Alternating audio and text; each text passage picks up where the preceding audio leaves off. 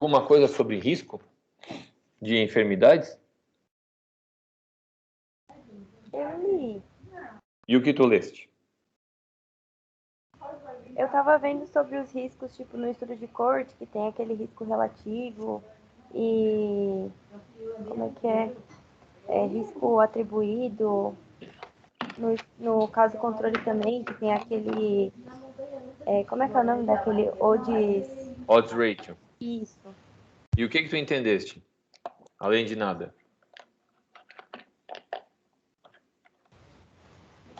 Eu entendi, por exemplo, ali no risco relativo, que é a comparação do risco de desenvolver a doença sendo exposto ou de desenvolver não sendo exposto. Eu estava vendo o que significava cada risco, assim. Certo. Os cálculos também, ele explicava certinho. Tá. Então, mas tenta me traduzir para um português mais claro, ou para tua mãe que está aí do lado acompanhando a aula, tenta explicar, se fosse explicar para ela, como é que explicaria risco? Por que é importante risco, Rainer?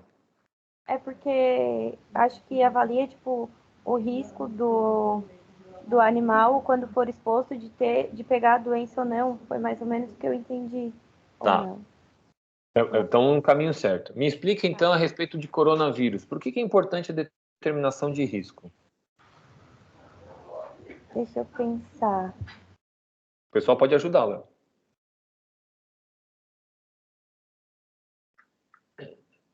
Rainer, por que a primeira determinação de vacinação para as pessoas em relação a coronavírus foi para pessoas idosas e também para pessoas com comorbidade?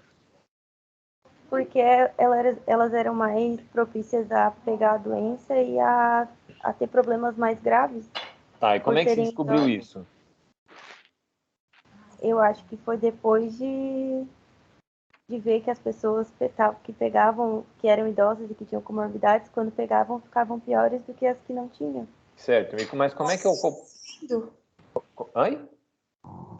Foi visto porque elas morriam mais ou eram mais internadas do que as outras pessoas. Certo, mas vamos lá, Débora, como é que eu faço como é que eu provo? Vamos lá, como é que eu entrego um documento para o secretário da saúde de um município, de um estado, para poder ter um embasamento para comprovar que aquela população tem um maior risco? É só vendo quantas pessoas estão internadas? Fazendo um levantamento, uma pesquisa, vendo as pessoas que estão internadas, as que não estão, para poder ter mais ou menos uma média, para poder passar quantos tem. Tá. Vendo mostrando um número N, quantas se recuperam, quantas não se recuperam. Isso? Mais ou menos. Qual é a proposta do trabalho de vocês? Vocês não estão. Na proposta não é ver quantos são doentes, quantos não são doentes, quantos são expostos e quantos não são expostos? Sim ou não? Sim. Tá. O que é uma característica de exposto e não exposto?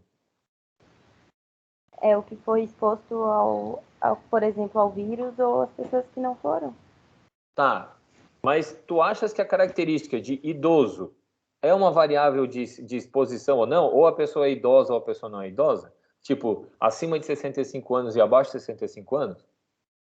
No fator de exposição, acho que tanto a pessoa idosa quanto a pessoa jovem, ou enfim, não diferencia, né? Que podem ser expostos da mesma maneira. Não, sim, elas podem ser expostas da mesma maneira, mas vamos lá. Deixa eu escrever aqui para ver se fica melhor. Ó, a tabela marvada da vida de vocês na epidemiologia, e vocês vão sonhar com essa porcaria, é doente, não doente, o N total, aí é o A, o B, o C e o D, certo?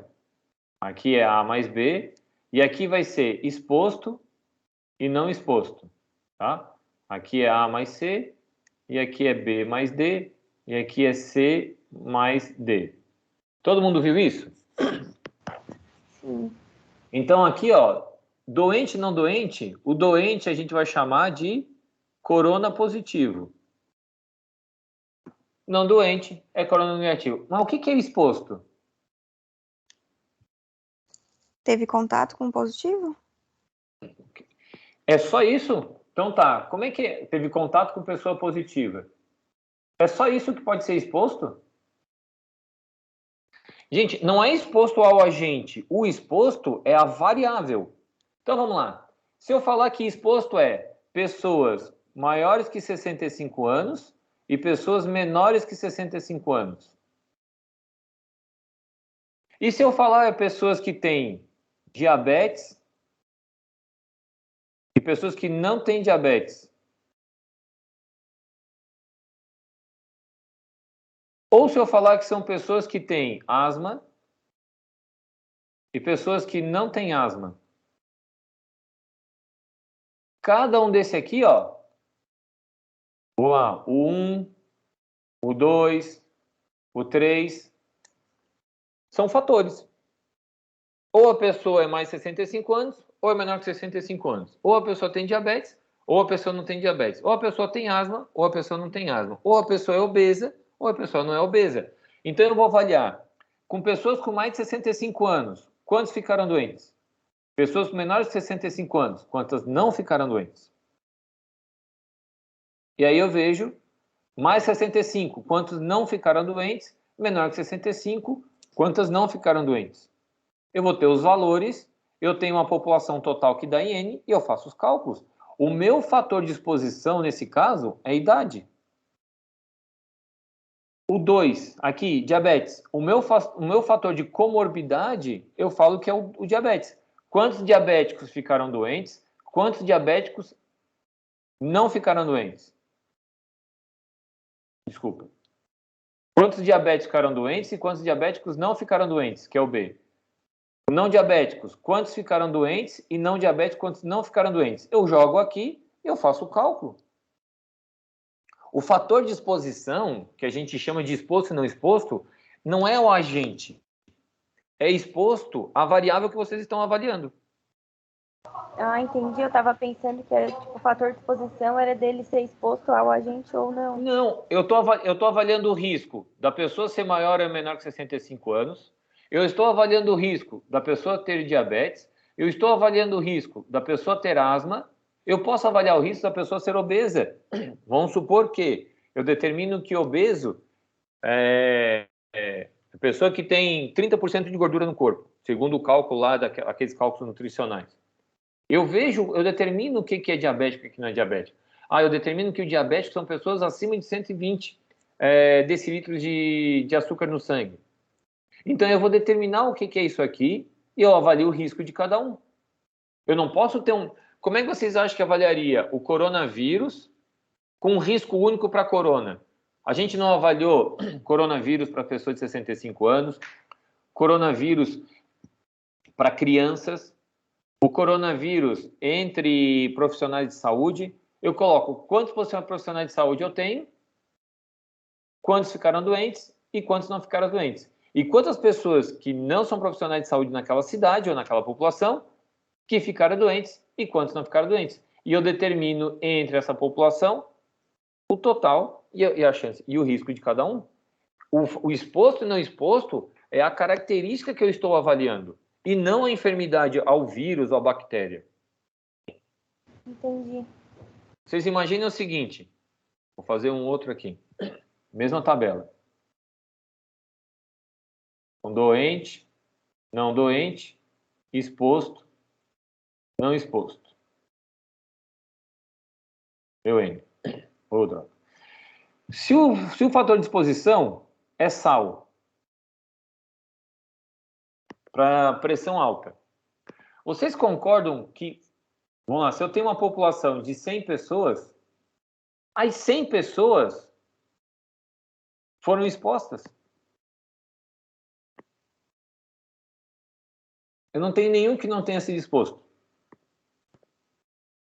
Eu simplesmente vou determinar se é doente ou se não é doente. Todo mundo come sal. Aí eu determino que não é sal. São pessoas que ingerem 2 gramas por dia. Eu determinei um valor. Não dá para ser só qualquer coisa. Então eu tenho aqui de 100 pessoas, eu falo que 90 tem mais que 2 gramas, maior que 2 gramas, e tem 10 pessoas que é o total aqui, que comem menos que 2 gramas por dia. O que eu determino de exposto e não exposto é o fator que eu estou estudando. Então, eu tenho uma proporção de pessoas, né, numa população que eu tenho um grupo de indivíduos sadios e eu tenho um grupo de indivíduos que estão positivos ou doentes. Qual é a proporção de pessoas com essa doença? Tiveram alguma mudança? Teve alguma alteração com o tempo? Teve alguma interferência da idade? Eu não sei quais são os prováveis fatores de risco. Então, eu avalio dentro de uma população, ou seja, numa pizza, eu tenho uma fatia da população que tem problema. Quais são as dificuldades que a gente tem, né, para medir saúde? Primeiro que a gente nunca sabe o que é saúde, o que é doença, o que é saudável. E a saúde de uma população, a gente tem que buscar os negativos. Porque os mortos, os doentes e o que tiverem agravos, é fácil da gente identificar. Agora, quais são, dentro da minha população, quem que é negativo, verdadeiramente falando? Então, eu tenho que entender o que é ser um negativo para saber se essa população teve algum risco ou não. População de risco para carcinoma em colo de útero. Vamos lá. Homem pode ter colo de útero?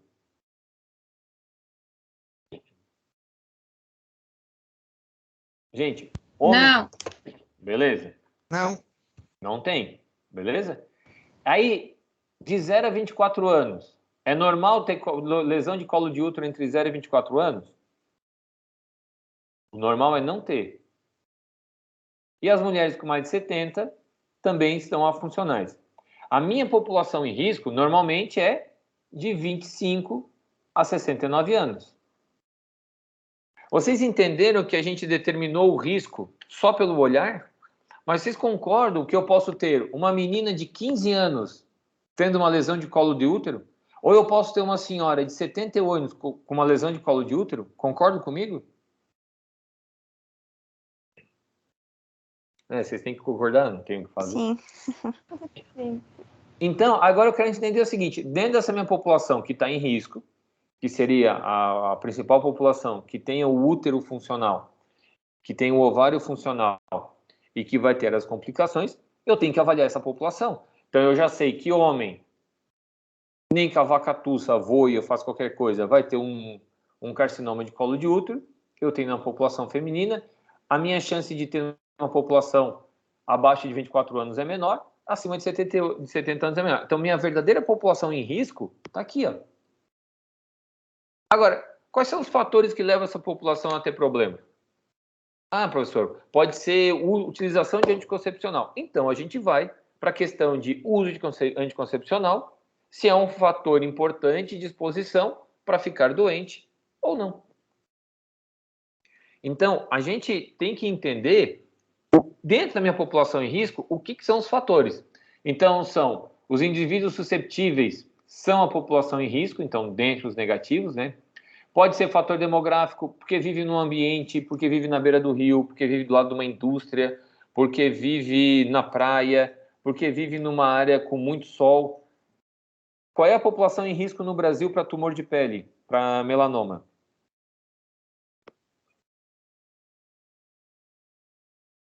Qual é a população no Brasil em risco para ter melanoma?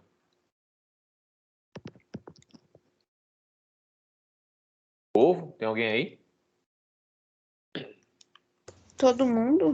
Quem está mais exposto ao sol? Então, aonde é que a gente tem a maior incidência de melanoma no Brasil? Câncer de pele.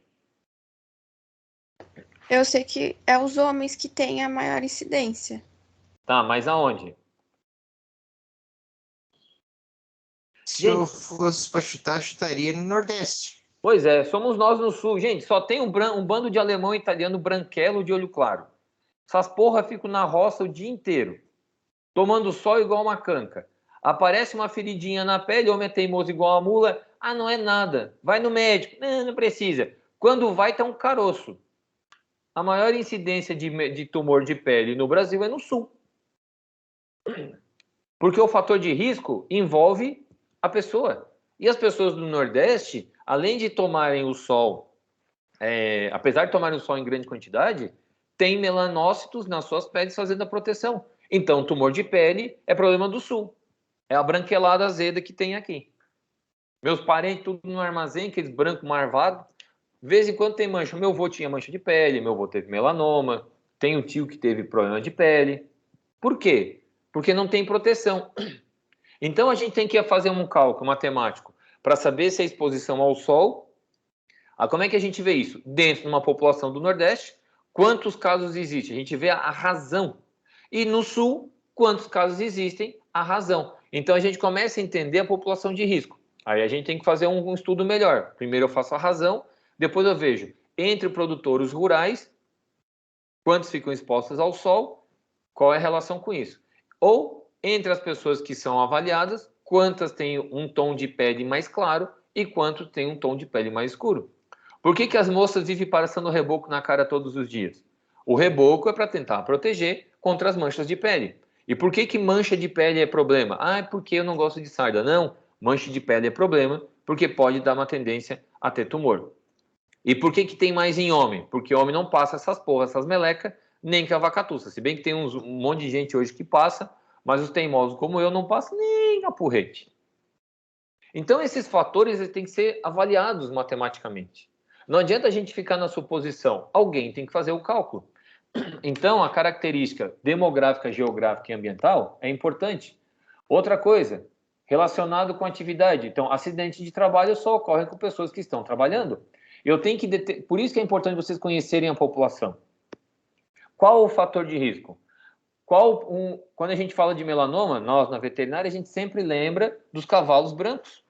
O cavalo branco ele tem a característica de apresentar um tipo de problema. É uma característica não porque ele trabalha, mas pela característica que ele apresenta. Agora, se eu pensar em lesão de articulação de membro, eu penso sempre nos cavalos crioulos que fazem prova, ou nos quartos de milha que fazem prova, que são cavalos de trabalho.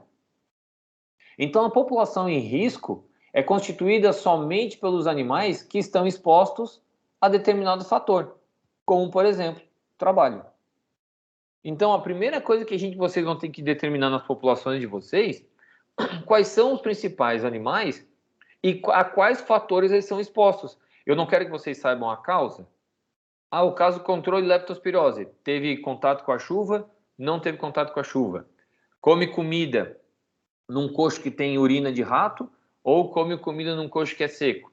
Teve contato com animal positivo, não teve contato com animal positivo. Morbilivírus vale a mesma coisa.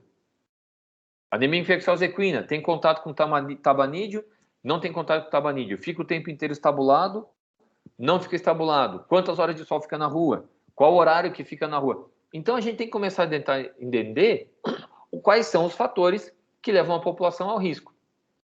Então, caráter eminente observacional. A lógica de base da moderna epidemiologia se estrutura-se em conceito fundamental, risco. Conceito correlato, fator de risco. Para o animal ser contaminado com leptospirose, ele tem que ter contato com a urina. Isso é o risco. Para o animal ser contaminado com morbilivírus, ele tem que ter contato com um agente transmitido por outro animal. Mesma coisa tuberculose. Para ter anemia infecciosa equina, tem que ter contato com sangue. Esses são os riscos. Fator de risco, animal que tem contato com a chuva, o animal que tem contato com a rua, o animal que tem contato com vacas de outro plantel, o animal que tem contato com cavalos enfermos. Então, a gente tem que ver, o fundamental é o risco e o correlato é o fator de risco. Então, de modo simplificado, o objetivo da epidemiologia é o risco e seus determinantes. O importante de eu saber no coronavírus é o risco. Então, vamos lá. O risco é ter contato com a gente. Para evitar isso, a gente usa máscara. Para evitar isso, se fez isolamento. Aí a gente vai ver o fator de risco. Trabalhar é fator de risco. Aglomeração é fator de risco. Ir num barzinho é fator de risco. Aumentou o número de casos. E aí a gente vê... como é que tu te contaminasse? Eu estava trabalhando. Eu estava na escola. Eu estava na universidade. Eu trabalho numa empresa numa recauchutagem. Eu trabalho num posto de gasolina. Ah, quer dizer que eu ir para um posto de gasolina é o risco de pegar coronavírus. Não.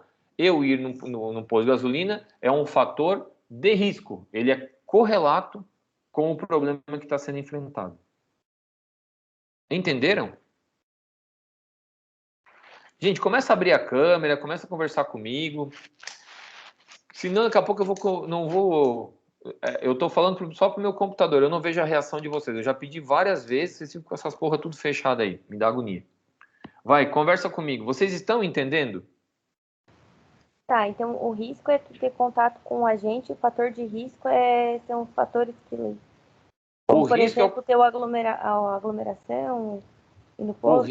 Né? O risco é o contato principal, é o conceito fundamental para ter o problema. O fator de risco é o conceito correlato. Então, normalmente, sim, é ter o contato. Agora, tem algumas enfermidades que não é o agente. Tem algumas enfermidades que é açúcar, tem algumas enfermidades que é sal, tem algumas enfermidades que é trauma. Então, qual é o fator? Qual é o risco principal para o motoqueiro? Qual é o principal risco para o motoqueiro sofrer um trauma?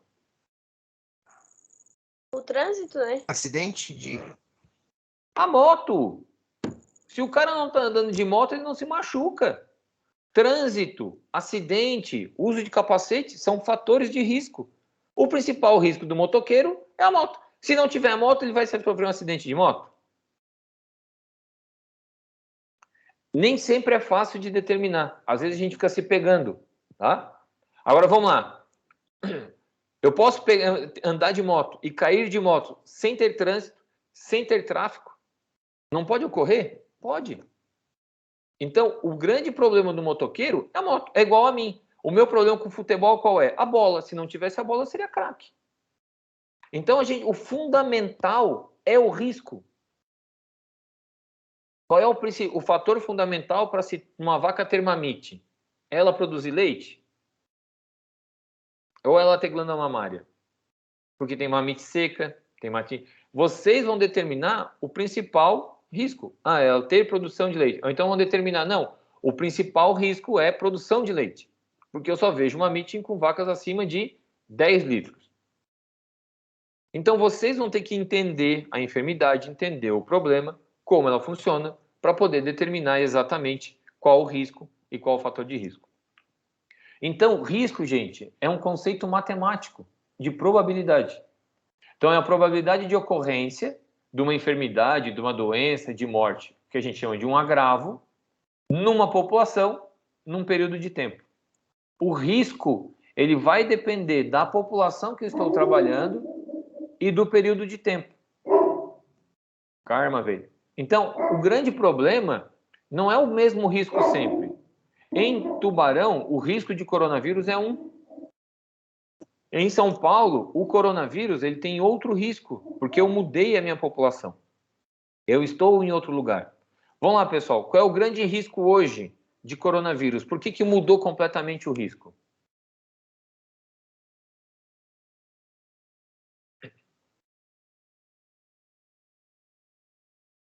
Por que a gente teve uma mudança de risco?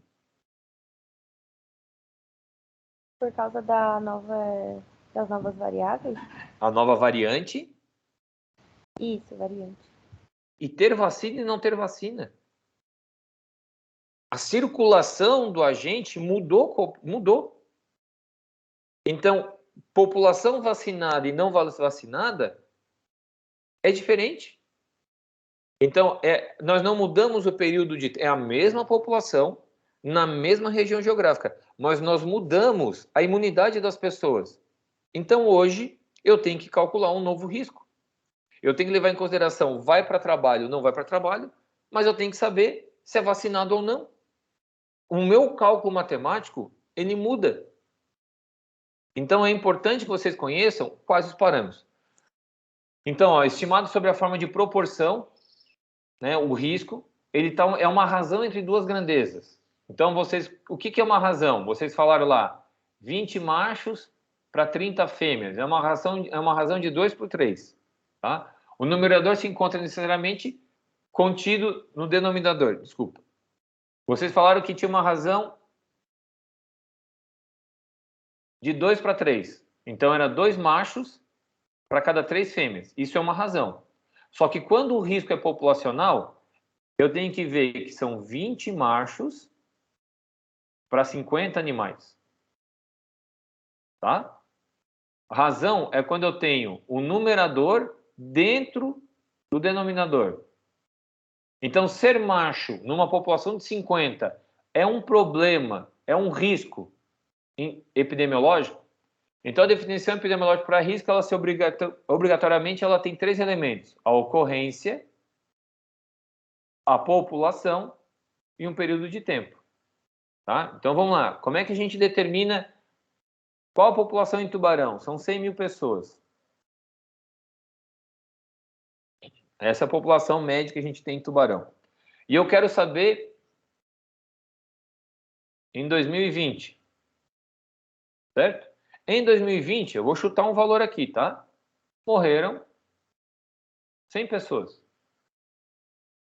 Morreram 1.000. Morreram 100. Qual é o risco? Corta 2 0, corta 2 0. 0,001. Confere? 0,01 vezes 100, a gente tinha um fator de risco de 0,1% da população morrendo. Estar em Tubarão me dava uma chance de 0,1 de morte, de óbito.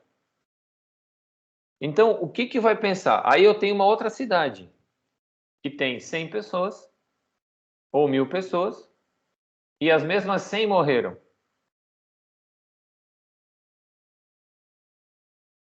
O que são 100 pessoas? Não é 10% morto? Então, o risco de morar numa cidade onde de 1.000 habitantes morrem 100 é maior do que o risco de uma cidade onde moram 100 mil pessoas e morrem 100. Morreram as mesmas 100 pessoas, mas nesse caso, o risco é muito maior na cidade pequena.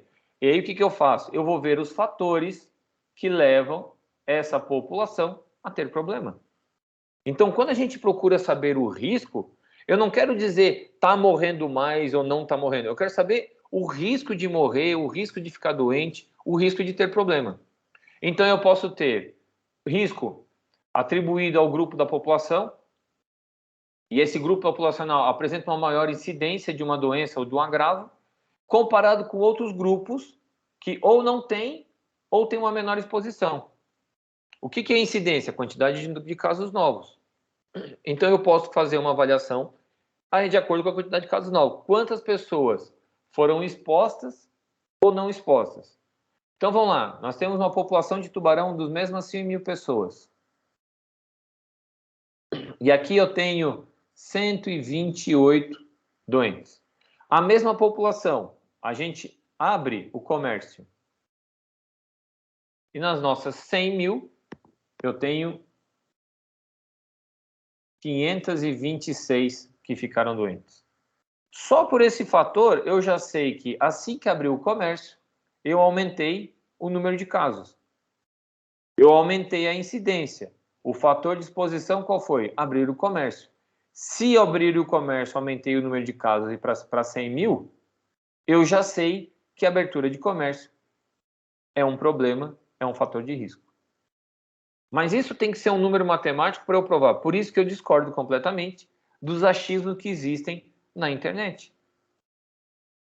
Dos achismos que existem o tempo inteiro. Só que, vamos lá, como é que aconteceu na realidade, né?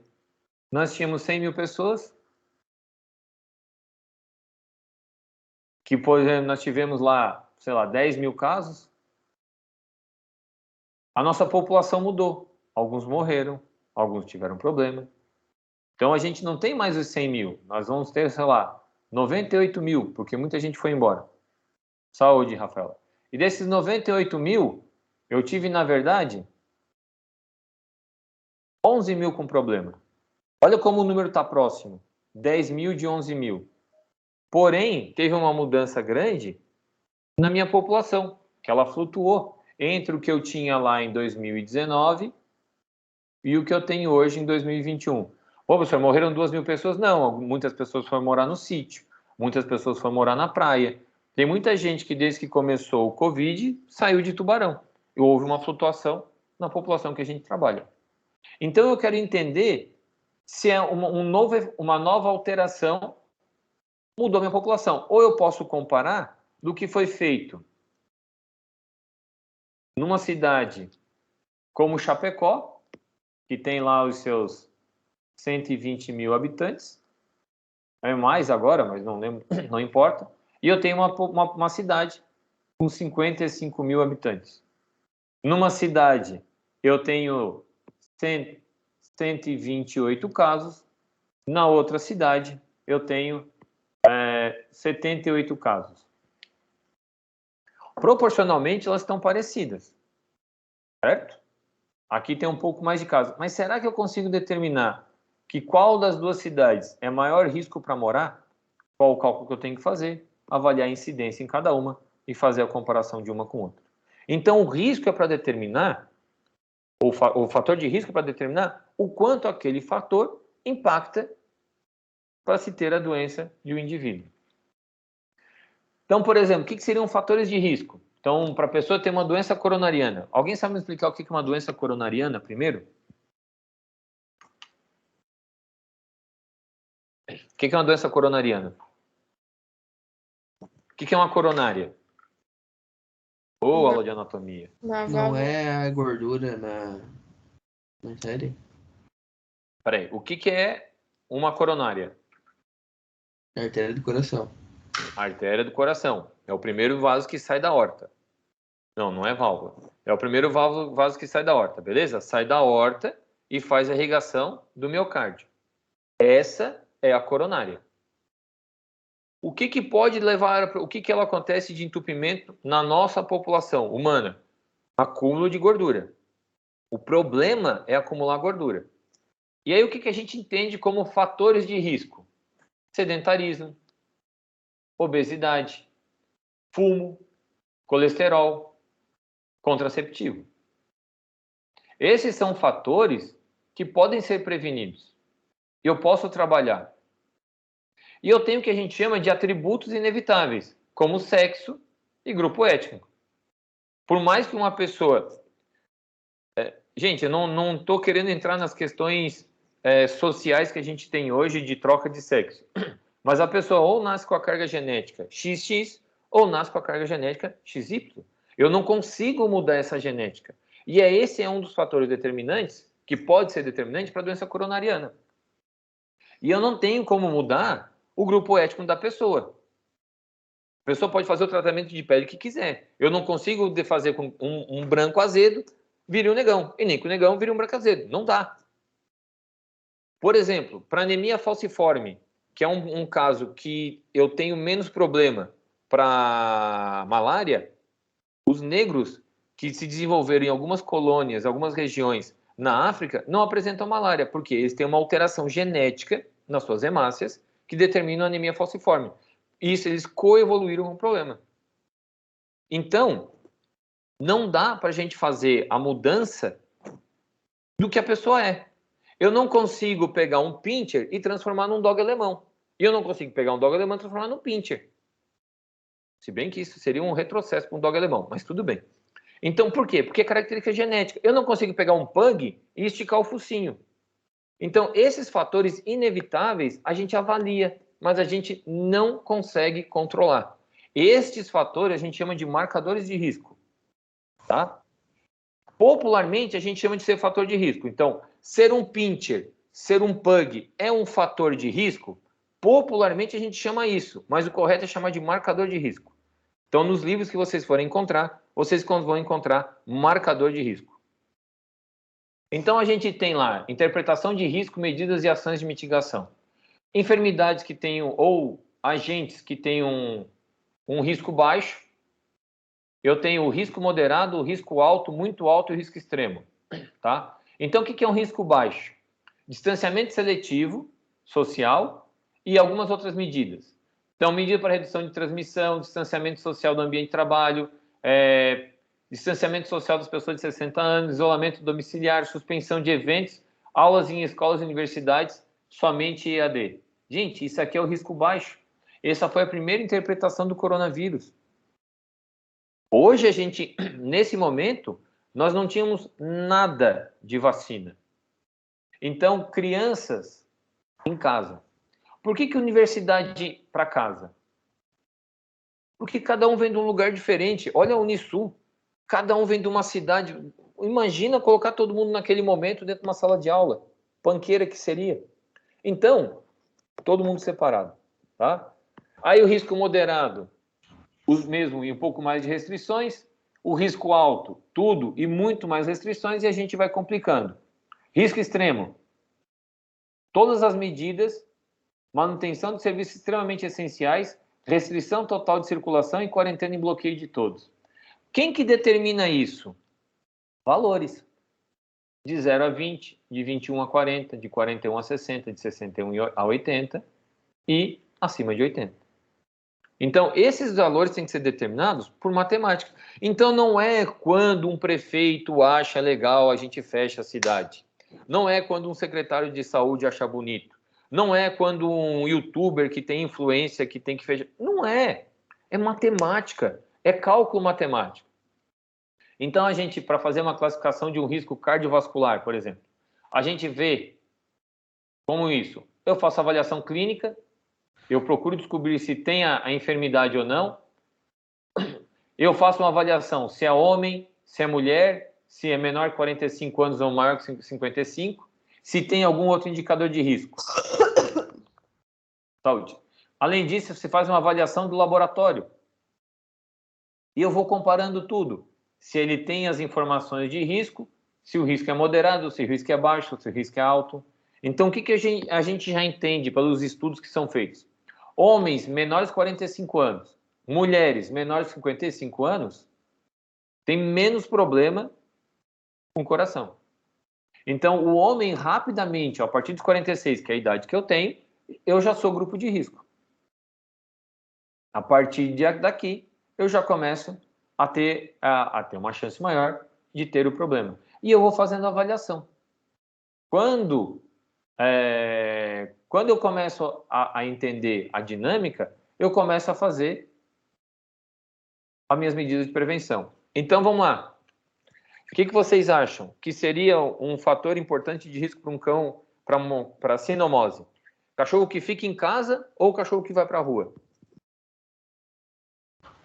Pra rua, filhote.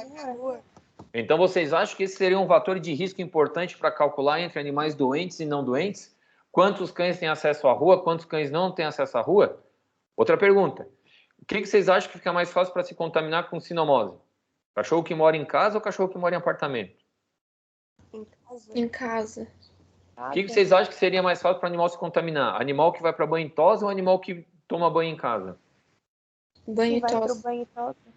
Vocês estão entendendo que o risco iminente é esse. Ter o vírus. Agora, os outros são fatores de risco. Ser macho ou ser fêmea, eu tenho como mudar? Eu não tenho como mudar. Isso é um marcador de risco. Ser um pincher, ser não sei o quê. Agora, se eu vou falar de parvovirose, raça, como Rottweiler é importante? Pincher é importante? Doberman é importante? É. Por quê? Porque já foram feitos estudos onde determinou-se que o Rottweiler, se o parvovírus souber que na vizinhança tem um Rottweiler, o Rottweiler morre. Não precisa nem ter contato. O risco é alto, porque nos estudos feitos com diversas raças, o Rottweiler sempre foi um animal com bastante problema. Mas eu não consigo mudar essa característica. Então, ele ser ou não ser Rottweiler é marcador. Agora, ele ter contato, ele ir para a rua, ele tomar vacina, morar em casa, ir para o banho em tosa, muda-se a questão de risco. Se bem que um Rottweiler, a questão de risco é para quem dá o banho nele, né? E não tanto para ele.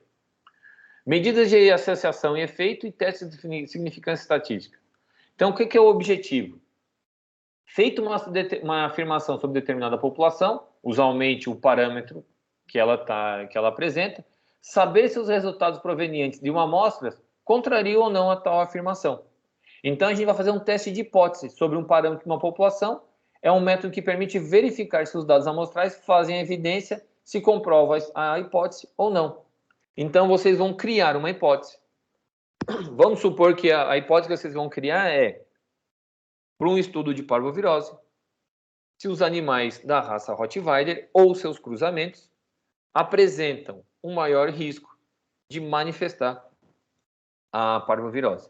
Vocês vão fazer um estudo numa clínica no hospital, vocês verão quantos pacientes têm parvovírus, quantos não têm o parvovírus. Dentre esses, quantos Rottweilers tiveram parvovírus, quantos Rottweilers não tiveram parvovírus. E aí vocês vão avaliar o risco em relação a ser ou não um Rottweiler. Vocês vão determinar a raça. Então, a primeira coisa que tem que fazer é a observação da frequência e distribuição do evento relacionado à saúde ou doença. Por exemplo, ter contato ou não com a rua, ser Rottweiler ou ingestão da quantidade de sal. Para aí vocês entenderem se tem hipertensão ou não arterial. E se tiver a hipertensão, que é um evento, qual é a frequência? O animal tem, a pessoa tem sempre hipertensão, ou tem sempre a crise de hipertensão. Qual é a frequência desse evento? De quanto em quanto tempo isso ocorre? E isso a gente vai começar com um método epidemiológico, fazer um estudo da descrição do problema. Como é que é um estudo analítico? Observação da frequência e distribuição de um evento relacionado à saúde e doença. Então eu formulo a hipótese. Existe associação, por exemplo, entre fumo e hipertensão? O que eu vou fazer? Eu vou fazer um estudo analítico para determinar quantos que fumam, comprovadamente, na minha hipótese, tem um problema que eu estou avaliando. Vamos voltar. Como é que é um estudo descritivo, que é a maioria dos TCCs que vocês acabam fazendo? Eu vou lá e vejo a frequência de distribuição, quantas pessoas têm hipertensão, e aí eu vou determinar a frequência. Então, eu vou lá e vejo que numa população que eu estou avaliando de 1.000 pessoas, 78 apresentam hipertensão, então a minha frequência são 78 em 1.000. Num fator, quando eu vou fazer uma avaliação analítica do meu processo, eu vejo se existe associação entre tabagismo e hipertensão. Eu já tenho um fator aqui fazendo o comparativo. O outro tem hipertensão ou não tem? Eu descrevo. Agora eu estou analisando. Tabagismo tem relação com hipertensão? Tem parvovirose ou não tem? Eu determino quantos que tem parvovirose. Tem vacinação ou não tem? É Rottweiler ou não é? Tá? Então eu vou fazer a avaliação analítica. E os estudos epidemiológicos que vocês têm são observacionais, transversal e longitudinal. A gente passou para avaliar um estudo transversal, o de corte e o caso controle. Existe o ecológico e existe o temporal ecológico. Esses aqui, a gente não vai trabalhar com eles agora, tá? Vocês vão ficar presos, né, ao transversal e ao caso controle. Por quê? Vocês vão trabalhar com indivíduos. Eu não vou trabalhar com vocês agora nos agregados. Mas eu poderia fazer um estudo experimental. Né? Eu faço ou um ensaio clínico ou um ensaio comunitário. Como é que seria um ensaio clínico? Eu pego uma população, fecho ela, como, por exemplo, eu vou pegar para fazer um estudo de vacina para AIDS, eu vou pegar várias pessoas com idades de 20 a 30 anos, onde 50% é homem, 50% é mulher, e eu vou fazer a aplicação para saber como é que é a reação. Eu estou fazendo uma preparação. Ou eu faço um ensaio comunitário. Eu pego uma população e eu faço um comparativo de aplicação dessa vacina. Então, eu vou lá numa universidade, pego um grupo de jovens, que aí eu tenho várias faixas etárias, vou fazer o mesmo estudo com a aplicação da vacina contra o HIV e eu vejo qual foi a reação. Eu não determinei 50/50, eu não fiz um estudo clínico fechadinho. Eu peguei um grupo e fiz a avaliação. Tá? A gente vai se ater muito mais nos estudos transversal e longitudinal de forma individual. Então, para que se servem essas medidas de associação e efeito em epidemiologia? Eu quero tentar entender se existe uma associação ou não entre a exposição e a doença. Porque eu quero saber se aquele fator de risco me leva à enfermidade ou não. Então, como é que são as medidas? Eu tenho razão e eu tenho diferenças e ajustes de modelo. Então, o que são isso aí? Para que serve? Eu tenho que inferir a causa para saber se existe associação. O quão importante é aquele fator. Um aluno meu fez um estudo que ele pegou todas as cadelas de um hospital e viu quantas tinham problemas reprodutivos. O que ele me falava? Que as cadelas que tomam hormônio, elas tinham tumor. Quando ele fez o estudo, ele avaliou dessas cadelas, primeira coisa, quantas tomavam hormônio e quantas não tomavam hormônio. E dentro desse grupo ele viu quais que tinham piometra, quais que tinham tumor e quantas não tinham. Das que não tomavam, quantas tinham piometra, quantas tinham tumor e quantas não apresentavam nada. Qual foi o principal problema entre os animais que tomavam hormônio? Piometra, tumor ou não ter nada?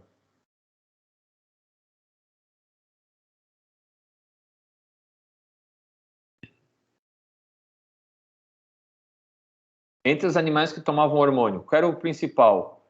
Nada, piometra ou tumor? Tumor, né? Seria Nada. tumor? Nada. Que tomava hormônio? Nada. Não acontecia nada. Gente, o mais comum de acontecer é não acontecer nada, tá? Agora, entre os animais que não tomavam nada, o mais comum era nada, piometra ou tumor? Nada. Só que a gente fez uma comparação.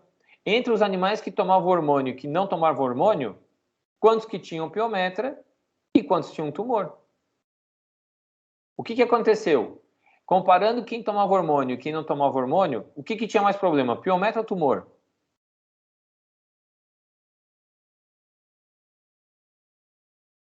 Pode repetir, Joares? Falhou um pouco. Biométrico? Entre os animais que tomavam hormônio e que não tomavam hormônio, o que tinha mais casos, piometra ou tumor? Piometra. Bem mais. Então vamos lá, a pergunta dele inicial era: animal que toma hormônio tem tumor? Não. Em probabilidade, tá? Claro que tinha animal que tomava hormônio e tinha tumor, só que o tumor é visto, é externo. A piometra não é externa. O animal morre e o proprietário nem sabe do que morreu. E ele não associava a piometra com a medicação de utilização de hormônio. Então, qual é a conclusão que a gente tem? A maioria das cadelas não tem piometra e não tem tumor. Aplicando ou não hormônio. Gente, não é à toa que se aplica hormônio há tantos anos. Porque a maioria não acontece nada. Moças, a maioria de vocês que tomam anticoncepcional não acontece nada. Só previne gestação. Só que, o que acontece? Entre as cadelas que a gente viu a utilização de hormônio, havia uma quantidade muito maior de piometra.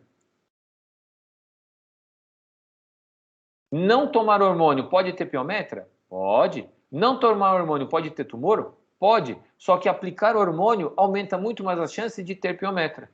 Aumenta a quantidade de tumor? Também aumenta. Mas o maior problema era a piometra. E para que a pessoa aplica o hormônio? Exatamente para não ter gestação. E se aplica, complica o útero que vai levar à gestação. Então, castração é o problema.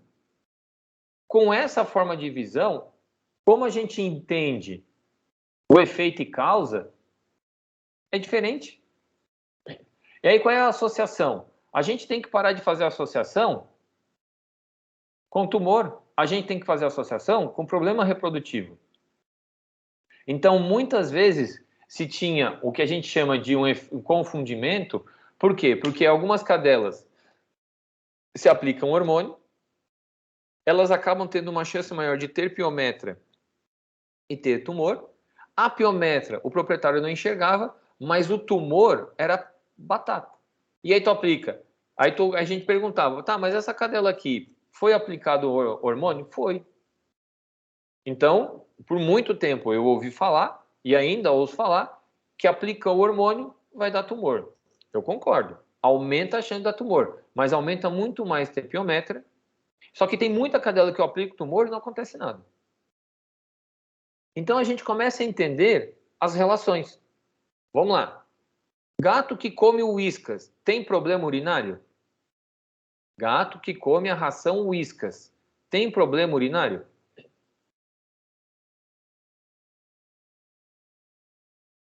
Sim ou não? Pode ter, não significa que vai ter. Exatamente. Teu gato aí come Whiskas, Vitória, que tá passando de vira e mexe aí na frente do computador? Não. Mas ele pode ter problema urinário? Pode? A relação é a Whiskas? A relação é, a relação é com a ração? Ou a relação é com o gato e seu padrão de comportamento? Hoje em dia. Então, não sei. Hoje em dia a gente sabe que é muito mais comportamental. Mas a gente tem que estudar isso. Para ver como acontece isso numa população de gatos em Tubarão e como acontece com isso com a população de gatos, por exemplo, no Nordeste. Talvez o gato no Nordeste seja forçado a beber muito mais água e essa ingestão muito maior de água faça uma interferência. Então, a gente tem que entender qual o fator que está analisando para cada trabalho matemático. Tá? Então, a gente vai fazer o que a gente chama de medidas de associação são comparações matemáticas. Gente, quando eu comparo, eu tenho que comparar um grupo com outro. Eu tenho que comparar um grupo de machos com fêmeas. Eu tenho que comparar lactante com não lactante. São grupos diferentes, tá? Então, são medidas relativas. Quantas vezes a ocorrência de uma doença é maior num grupo exposto em relação ao grupo não exposto? Vamos lá. Mais 65 anos, menos 65 anos. Diabético, não diabético. Tem asma, não tem asma. Vacinado com não vacinado. Eu tenho que fazer uma razão. Tá? Não vai existir uma associação entre um e outro. Eu tenho uma associação com ser diabético ou não diabético? Não, eu vou dizer o seguinte. Entre os diabéticos, eu tenho uma maior probabilidade, uma maior chance, eu tenho uma razão maior do que os não diabéticos. Então, eu faço uma comparação. Eu comparo um com o outro. Correlação, eu vejo se existe relação de um junto com o outro. Então, vamos lá. Eu faço uma correlação entre idade e grau de glicemia. Será que existe uma correlação de idade com grau de glicemia? São dois valores que eu faço uma correlação um com o outro. Quando eu comparo, eu digo que um é A, o outro é B, e eu faço uma comparação entre A e B. Volto a repetir. Base da matemática e da estatística, tá? Comparação, eu comparo um com o outro. Correlação, eu correlaciono um com o outro.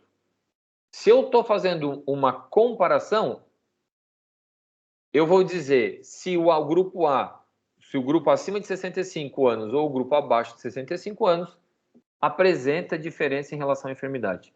Se eu quero fazer uma correlação, eu avalio se a idade tem correlação com o diabetes. Tá? Ou eu faço diferente. Será que idade tem correlação com a quantidade de coronavírus que tem no corpo do animal? Então, quando eu faço correlação, que não é nada da aula de hoje, eu tenho que ter valores que flutuam, valores numéricos, e eu comparo se eles sobem junto ou se eles descem juntos. Tá? Medidas absolutas. Quando a ocorrência de uma doença no grupo exposto excede em relação ao grupo não exposto. Então, eu vejo a diferença se existe ou não a relação. Na razão, perto de 1, não existe correlação. Se a diferença é perto de 2, não existe correlação. Então, vamos lá.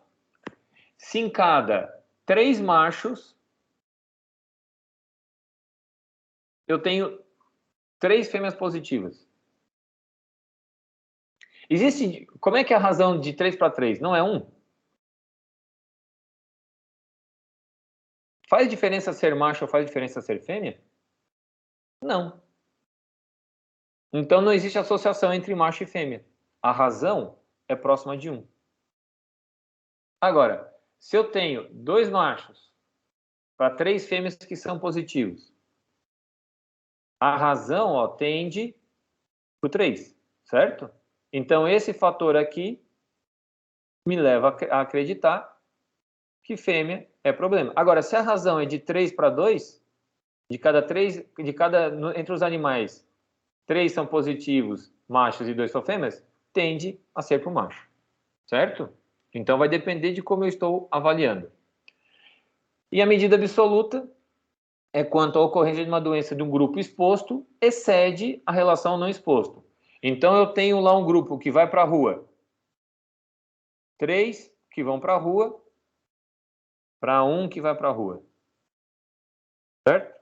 Então, esse aqui tem uma relação muito maior. Então, a gente tem medida relativa e medida absoluta. Então, numa população A, eu tenho 10% de chance, na população B eu tenho 5%. Na medida relativa, esse aqui é 2 vezes mais perigoso, mais arriscado de ter o problema. Na razão absoluta, eu tenho 10% num e 5% no outro. A diferença é de 5% em relação a outro. Então, esse aqui, ó, não me dá porcentagem. Esse aqui vai me dar quantidade. É razão. E absoluta me dá diferença. Me dá em porcentagem, porque eu estou fazendo a comparação de risco. Eu tenho uma medida relativa e uma medida absoluta. Absoluta eu falo em termos concretos. O relativo é um em comparação ao outro. Então, eu faço na razão de risco e a diferença de risco.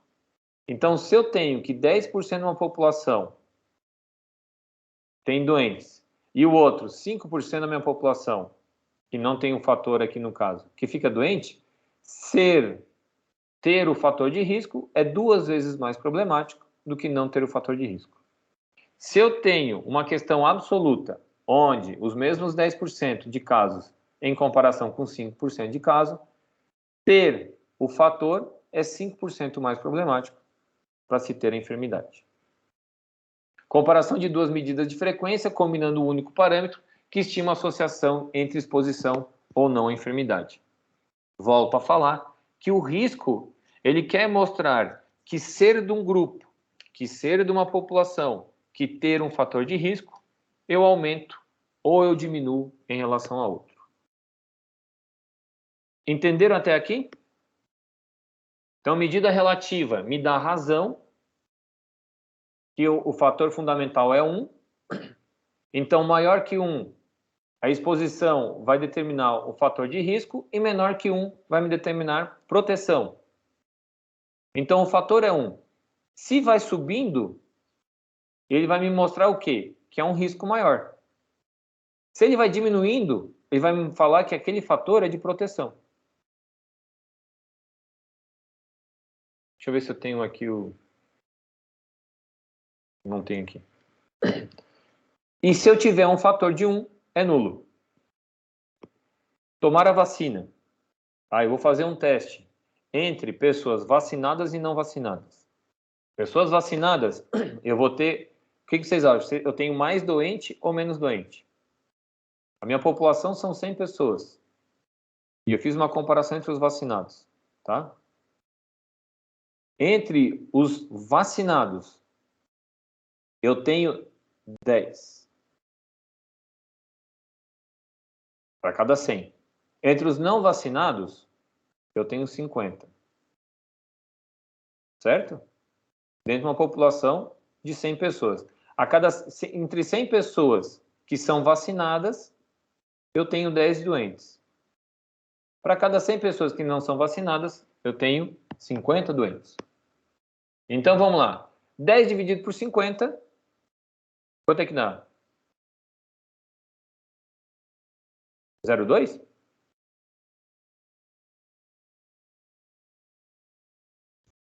Isso. Beleza.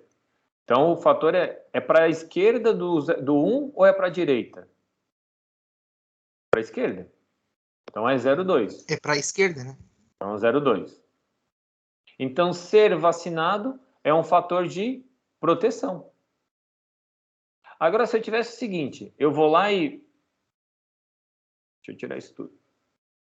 Para cada 100 pessoas, tá? Eu tenho entre não vacinados e vacinados.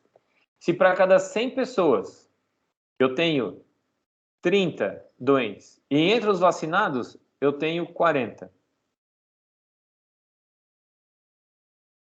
40 dividido por 30 dá quanto?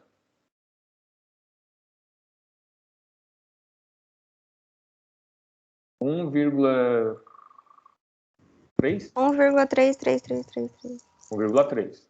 O fator é 1. Deu 1,3. Ou seja, entre os não vacinados, eu tenho menos pessoas doentes. Ou seja, não vacinado e é um fator de risco ou de proteção?